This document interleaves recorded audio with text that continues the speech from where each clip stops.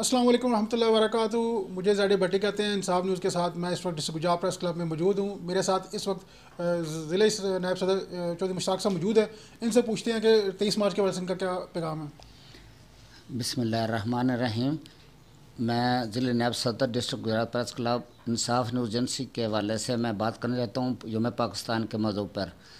अल्लाह ताला का शुक्र है कि क़ायद आज़म रहमतुल्लाह अलैह ने हमें एक नया पाकिस्तान दिया जिसमें हम सब बड़े आज़ादी से रह रहे हैं।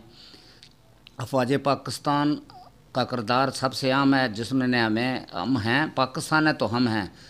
अगर पाकिस्तानी नाता तो हम कहाँ होते। इंडिया में जो मुसलमान हैं उनका क्या अशर उन्होंने मोदी ने कर दिया है। अल्लाह ताला का शुक्र है कि हम सब महफूज हैं। पाकिस्तान जिंदाबाद, पाकिस्तानी फ़ौज जिंदाबाद। ये थे ज़िले नायब सदर मुश्ताक साहब अपने ख्यालात का इज़हार कर रहे थे।